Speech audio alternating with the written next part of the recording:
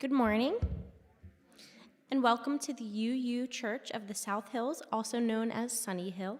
We're delighted that you could join us for this service. Our mission at Sunnyhill is to create a more just and compassionate community within and beyond our walls. My name is Krista Stanley, and I serve as a worship associate for this congregation. If you're a newcomer or a visitor to our congregation, please go to sunnyhill.org and click the button that says New to Sunnyhill to receive more information about our congregation and to receive our weekly email newsletter. If you're joining us online today, please say hello or good morning in the comments on Facebook or YouTube. We'd like to hear from you and extend a warm welcome to you as well. Today's service focuses on the theme of religious freedom. The recent hostage-taking situation at a synagogue in Texas illustrates some of the current challenges certain religious groups face in our country. Although our nation was founded on the principle of religious freedom, the reality has been less than free for many. Our opening words were written by Marianne Hatchin-Cotter. Welcome to this place of possibility. This is love's hearth, the home of hope, a refuge for minds in search of truth, unfolding, ever beautiful, ever strange. Here, compassion is our shelter, freedom from our protection, from the storms of bigotry and hate. In this abode, may we find comfort and courage. Here, may our sight become vision to see the unseen, to glimpse the good that is yet to be. We'll light our chalice with these words. As we kindle this flame, may it spark in each of us connection and commitment to this living tradition and to each other.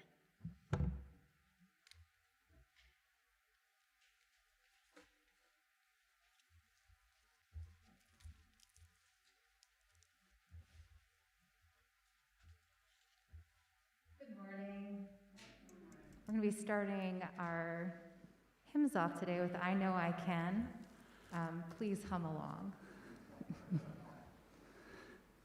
Sing out full voice at home.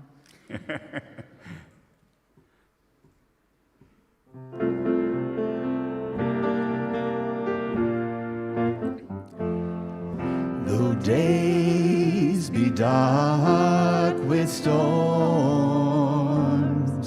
and burdens weigh my heart,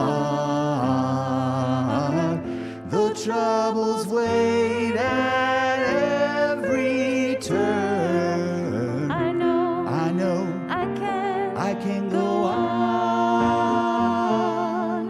when sorrow heals my soul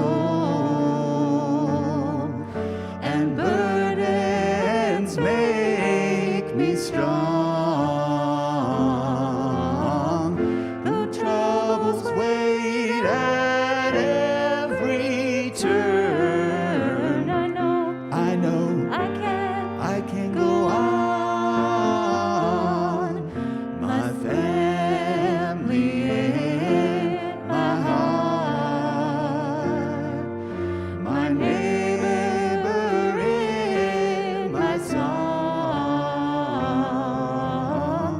Though troubles wait at every turn, I know I can go on.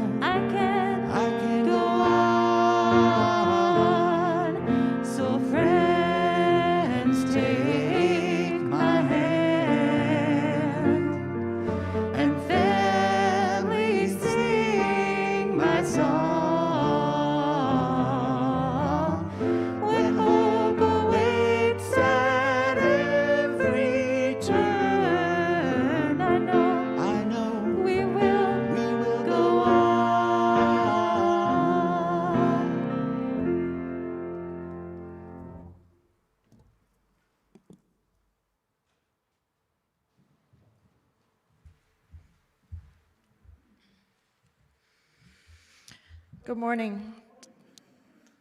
Wow, responses. This is nice. Today's story is called What is God? Once there was a wise woman named Athanerva. Athanerva would travel from town to town in her country, spending a few days, maybe a week, in each town. People came to her with difficult problems or arguments they were having with others, and she would help them find their way toward satisfying answers. One day, when she entered one of the towns on her route, Athanerva heard a lot of arguing. She looked and saw a group of people in a very heated discussion. One person called out, "Athanerva, come here. We need your wisdom." Athanerva approached the group, and the person who had called to her said, "I've been telling people who God is, and they keep saying I'm wrong. I'm worried about them. Help them see what's right, Athanerva." "Well," said Athanerva, "what have you told them?" "I told them there is one true God who loves and cares for us, hears our prayers, and commands us to love one another." And Athanerva said, "You're correct." "What?" said the others. "No, that can't be right." Then one of them said, "I believe there's a God, all right, a God who created the universe, established the laws governing it, set it going, and left. God has no interest in the affairs of humanity. It's up to us to make this world the place we want it to be." And Athanerva said, "You're correct." Then a third person said, "I believe there are many gods and goddesses. They are part of my worship of all of nature and the cycle of life." Any guesses what Athanerva said? "You are correct." "I'm not sure at all there is a God," said the fourth. "I see a divine spark in everything and everybody, but maybe it's just a part of the human consciousness." And Athanerva said, "You're correct." "Well, I don't believe there's a God at all," said the last person in the group, "but I'm truly awestruck when I think about myself, or about the mystery of the creation of the universe and how it came to be. I believe it's my responsibility to leave my corner of the world better than I found it." And Athanerva said, "You are correct." At this point, everyone was confused. "But how," they said, "can we all be correct when we all have different ideas of what God is or isn't?" Yes, you can all have different visions, but each of those visions could lead you to love and care for each other in this wonderful part of creation we call Earth. And that is the correct vision, however you label it. And as Athanerva left, the people in that group agreed that they didn't need to argue about who was right. They needed to work together to make the world they wanted. The end.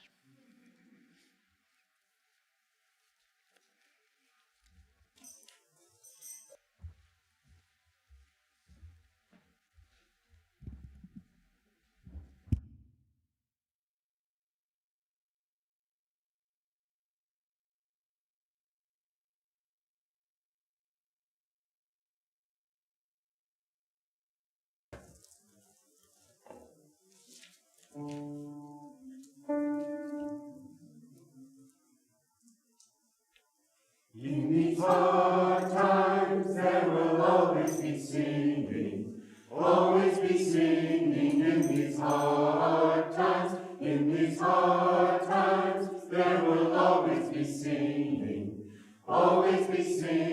in these hard times. In these hard times there will always be dancing, in these hard times. In these hard times there will always be dancing in these hard times. In these hard times there will always be laughing, in these hard times. In these hard times there will always be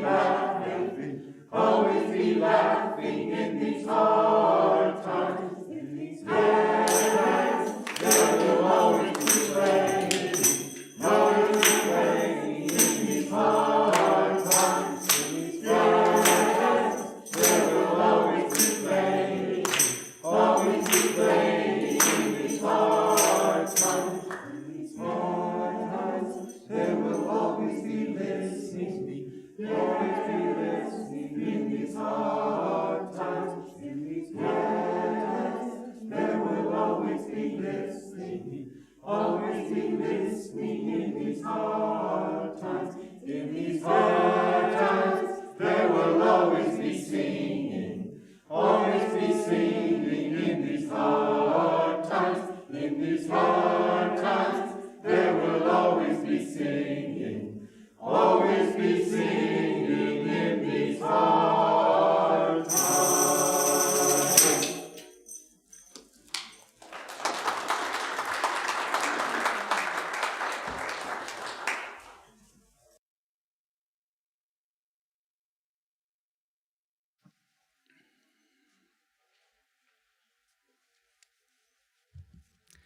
This is the time in our service when we share joys and sorrows submitted by members of the congregation, so that what we are struggling with and what we are celebrating need not be held alone. After each joy or sorrow that I share, please respond by saying, "We hold you in our hearts." A joy from John Graham. John says Judy is back home after a week in the hospital being treated for congestive heart failure, excessive fluid on her lungs, and extremely low oxygen level. She is weak but improving daily and starting biweekly visits from a nurse and therapists. We are so grateful for members of the caring committee who drove John to and from hospital visits during this time when he is unable to drive as he is still recovering from surgery. Sunnyhill truly is a loving community. Thank you and bless you all. To John and Judy, we hold you in our hearts. A sorrow from Gloria Willis. Gloria says, "My brother, James Garland, died on January 19th. He went to the hospital early in the month for a heart issue, but contracted COVID in the hospital, and that is what took his life. Please send loving thoughts to his wife, Pat. Jim was 81 years old. Rest in peace. To Gloria and her family, we hold you in our hearts." A joy from Beth and Bob Hedden. Beth says, "We are thrilled to announce that our sons Ben and Nate have both become engaged. Their fiancés were part of the Hedden Pod in spring 2020 at our house in Durango County. Apparently, we passed the test." Our third son, Sam, moved back to Pittsburgh in December, a great joy. Hopefully, you will get to see all of us at Sunnyhill soon. To Bob and Beth and the rest of the Hedden family, we hold you in our hearts. I invite you to join me in the spirit of meditation or prayer.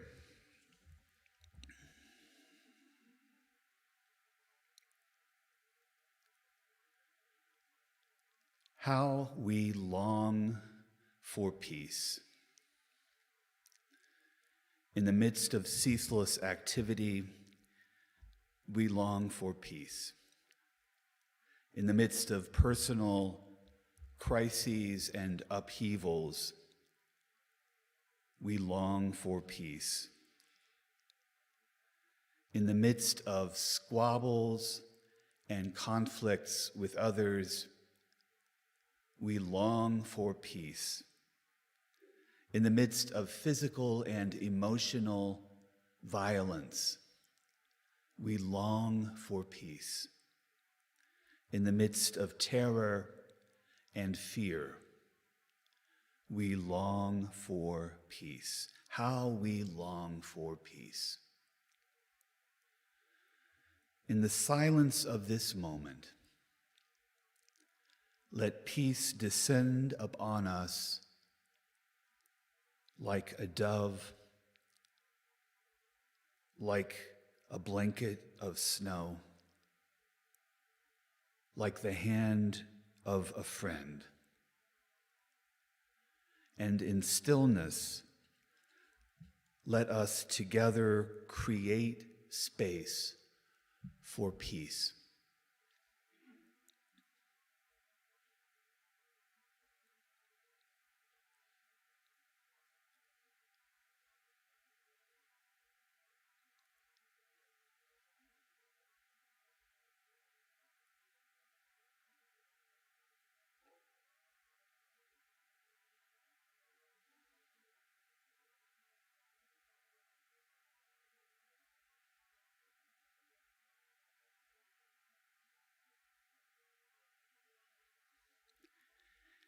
May there be peace within our hearts.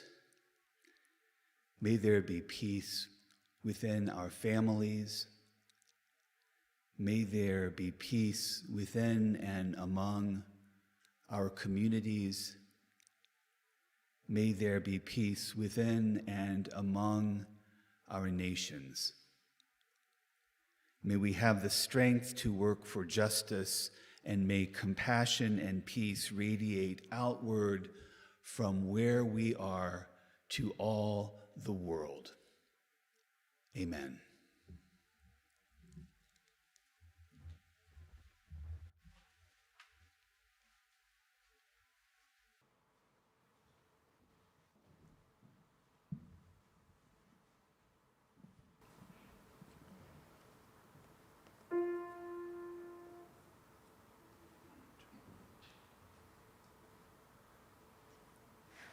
Dona nobis pacem, pacem. Dona nobis pacem. Dona nobis pacem. Dona nobis pacem. Dona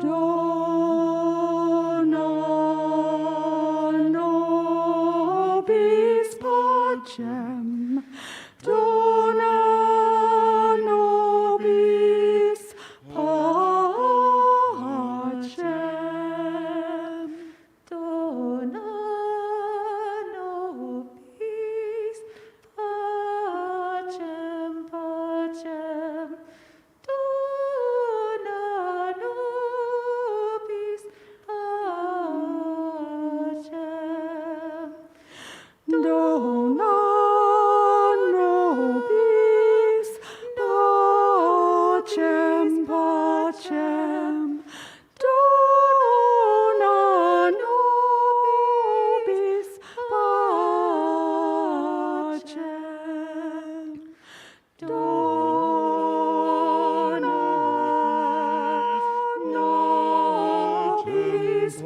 pacem. Dona nobis pacem.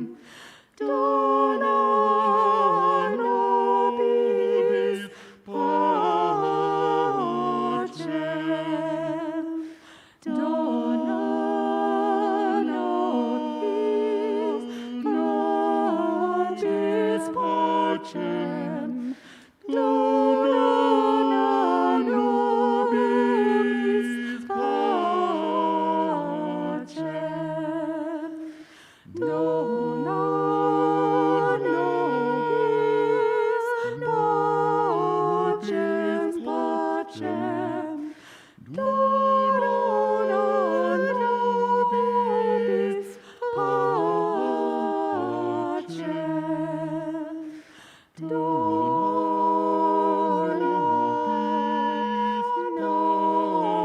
nobis pacem. Dona nobis pacem. Dona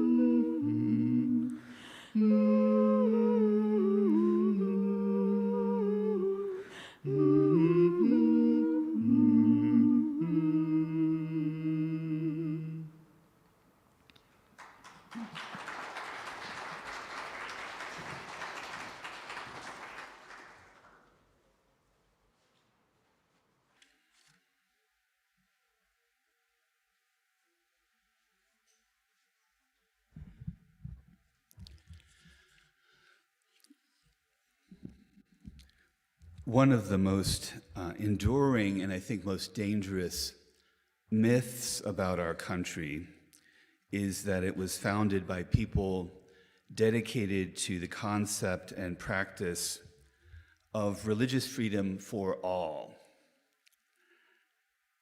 When I was a child in school, I was taught that the Puritans, having faced persecution for their own religious beliefs, came to America to establish a society in which everyone's religious freedom was respected. But as described by the journalist Laurie Stokes, the Puritans didn't leave England to found a society where all religions would be tolerated.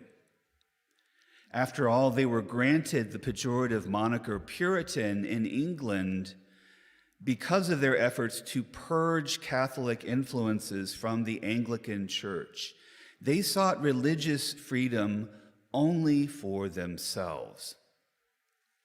Stokes goes on to say, in 17th century Europe, every kingdom had an official religion, and the monarch was the head of the church. There were a few exceptions, but it was certainly the case in England, where King Charles I led the Anglican Church when the Puritans left for America. Since the Puritans wanted to change Anglican worship by, among other things, ridding priests of expensive robes, putting an end to kneeling for communion, and doing away with the Book of Common Prayer, they were persecuted for treason, for challenging the king's authority to dictate forms of worship. So they went to America to create a political entity where their brand of Reformed Anglicanism was the only religion.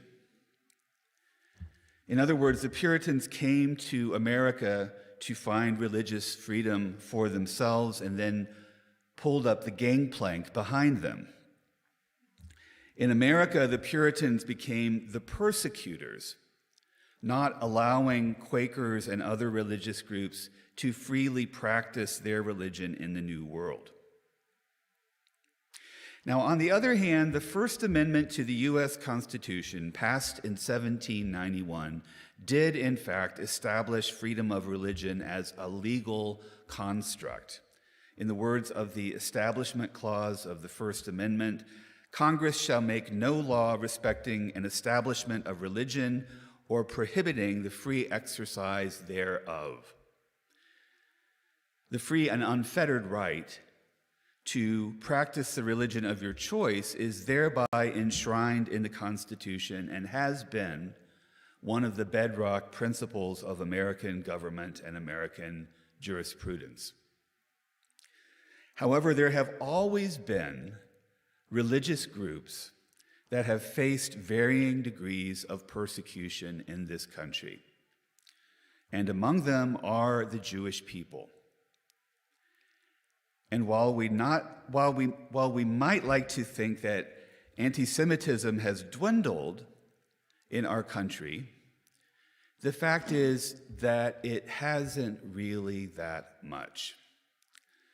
According to the FBI, 60% of all victims of anti-religious hate crimes in 2019, the most recent year for which statistics were available, were targeted because of the offender's anti-Jewish bias. 60% of the anti-religious hate crimes in the U.S. were caused by anti-Jewish bias. That's an alarming number and should serve as a reminder to all of us that there is a lot of work that still needs to be done in our country with regard to religious bias. The recent hostage-taking incident at a synagogue in Colleyville, Texas, is just one example of how anti-Jewish bias plays out in the United States. In this case, the hostage taker was a British citizen, but we need to ask ourselves how this individual was able to obtain a gun. While this incident might have occurred in other countries, it was much more likely to occur in the United States, where guns are everywhere and where intolerance in all its forms is increasingly on the rise. Colleyville, Texas, was in the news just a few months ago when James Whitfield, the first black principal of Colleyville Heritage High School, was suspended and later forced to resign after having been accused of embracing and teaching critical race theory, which has, of course, become a favorite target for right-wing political operatives around the country. In fact, Texas passed 2 controversial laws last year meant to ban any mention of critical race theory in public school classrooms. Whitfield has suggested that he was being targeted for his race and because his marriage to a white woman made some people uncomfortable. So it's not entirely surprising that this incident at the synagogue occurred at a time and place where guns are easy to come by, even for someone who had a criminal record and had been placed on a terrorist watch list, and where intolerance in various forms is holding sway. In addition, the hostage taker was spouting anti-Semitic tropes that have been around for centuries, but have been increasingly spread about here in the U.S. in recent years. Akram, the hostage taker, told the assembled worshipers that he chose to attack a synagogue because America, in his words, only cares about Jewish lives, according to a member of the congregation who viewed the online Shabbat service. He even said at one point that I'm coming to you because I know President Biden will do things for the Jews. I know President Trump will do things for the Jews. Jeffrey Cohen, one of the hostages, told CNN. Akram came here, he came to us, he terrorized us because he believed these anti-Semitic tropes that the Jews control everything, and if I go to the Jews, they can pull the strings, Cohen said. David Feldman, director of the Birkbeck Institute for the Study of Anti-Semitism, said, "It's a variation on a classic anti-Semitic theme.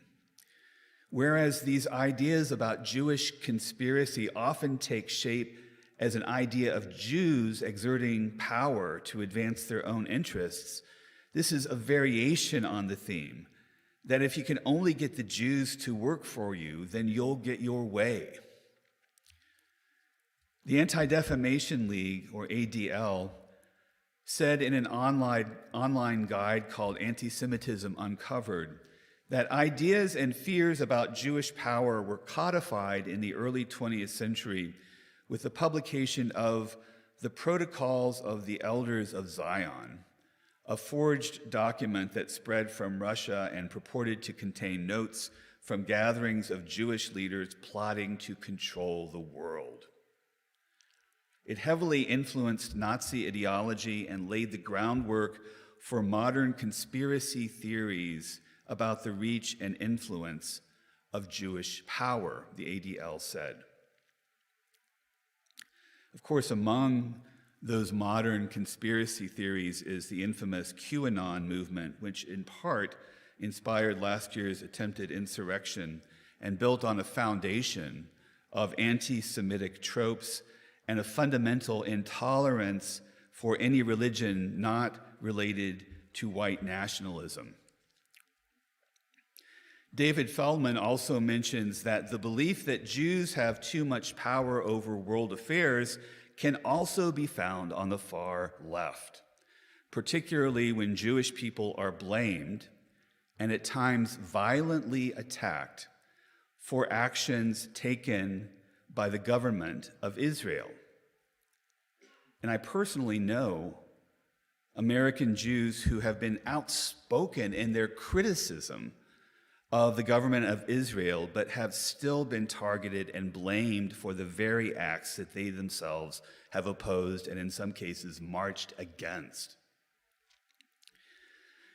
And of course, the incident in Colleyville is nothing new for American Jews. Again, as described in the Washington Post, for American Jews, the Colleyville attack was less a watershed event than one more wearying, numbing reminder that they are targets. After a torrent of threats and attacks, and especially after the 2018 massacre at Pittsburgh's Tree of Life Synagogue, where a gunman opened fire, killing 11 Jews, many houses of worship become forbidding gauntlets of protective measures, armed guards, searches, identity checks, questions. The article in the Post goes on to say, the coronavirus pandemic may have introduced new dynamics by shifting many day-to-day activities and interactions online. Representative Colin Allred of Texas said more needs to be done to combat anti-Semitism and radicalization. He said, I think over the course of the pandemic, some of these forces have gotten worse. And so it is that we have come to this particular point in the history of our nation, founded by religiously intolerant people who were themselves escaping religious persecution. This country came into being and embedded in its foundational documents a commitment to religious freedom. And still, religious freedom remains elusive, more of a dream than a reality. And still, for some groups, just going to worship services represents an act of courage. It is shameful that in a country that espouses religious freedom, simply attending worship services can be seen as an act of courage. It is shameful that Jews who attend religious services today must do so surrounded by armed guards. It is shameful that in the middle of the 21st century, we are still plagued by the same anti-Semitic tropes that have been around now for centuries. Just as racism is not just a black problem, so it is that anti-Semitism is not just a Jewish problem. As stated by Jonathan Greenblatt, CEO of the Anti-Defamation League, ultimately, anti-Semitism isn't a Jewish problem. It is everyone's problem.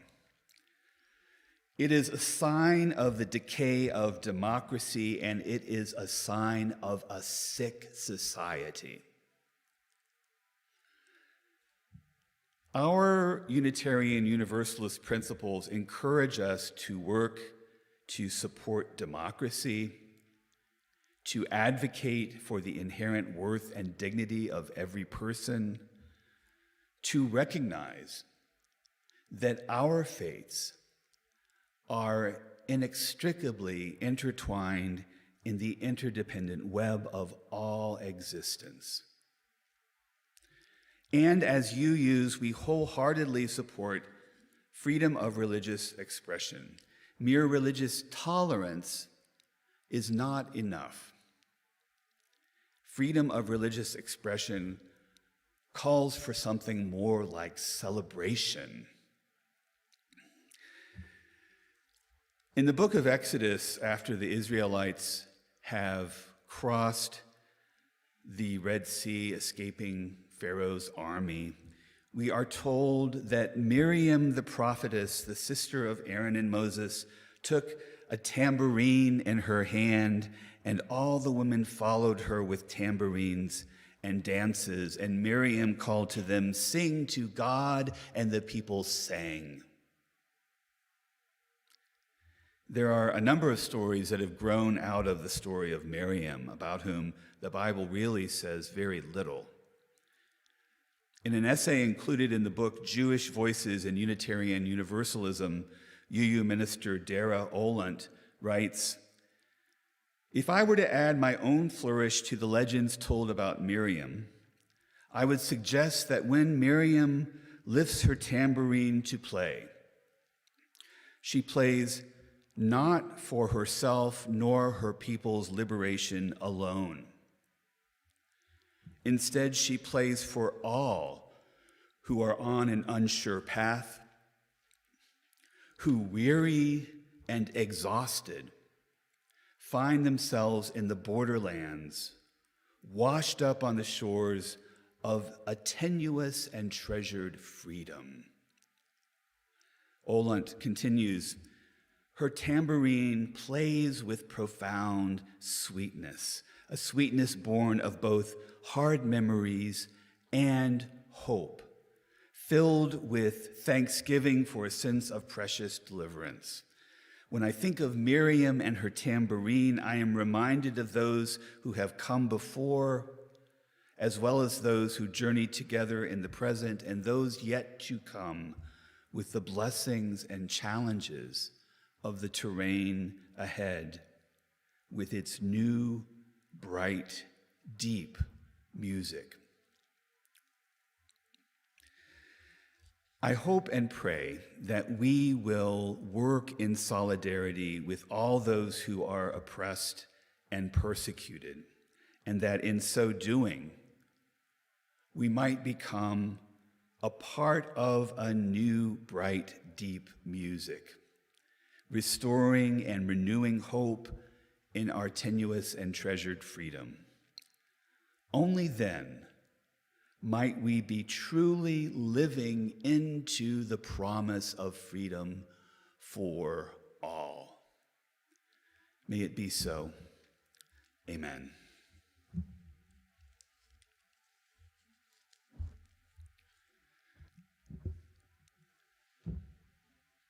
We're going to be singing Hava Nashira for our closing hymn.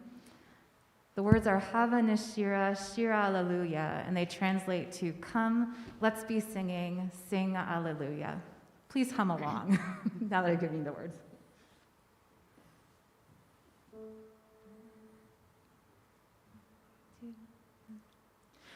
Hava Nashira, Shira Alleluia. Hava Nashira, Shira Alleluia. Hava Nashira, Shira Alleluia. Hava Nashira, Shira Alleluia. Hava Nashira, Shira Alleluia. Hava Nashira, Shira Alleluia. Hava Nashira, Shira Alleluia. Hava Nashira, Shira Alleluia. Hava Nashira, Shira Alleluia. Hava Nashira, Shira Alleluia. Hava Nashira, Shira Alleluia.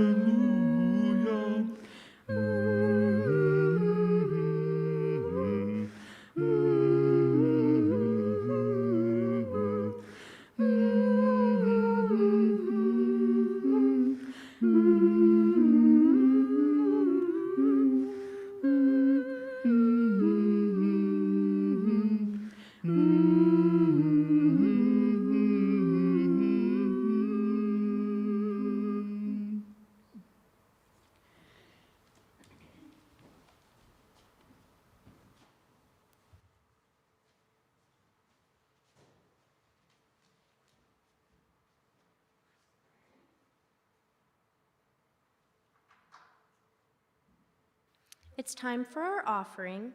If you'd like to make a gift via our online giving system, you can do so in one of two ways. You can go to sunnyhill.org and click on the link that says Online Giving, and then follow the instructions. Or you can give by text at 412-324-3130. Just dial that number using your smartphone and follow the directions. You can also mail a check if you prefer, and you can find our mailing address on our website at sunnyhill.org. For those of you who are here in person with us today, we'll be passing the offering baskets around in just a moment. Thank you so much for your generosity.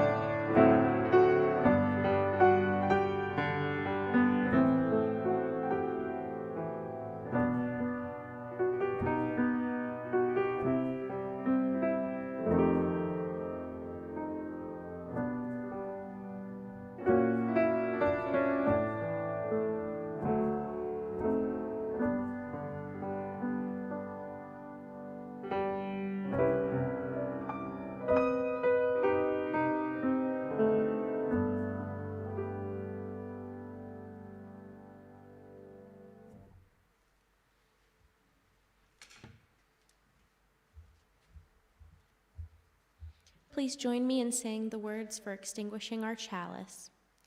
We extinguish this flame, but not the light of truth, the warmth of community, or the fire of commitment. These we carry in our hearts until we are together again.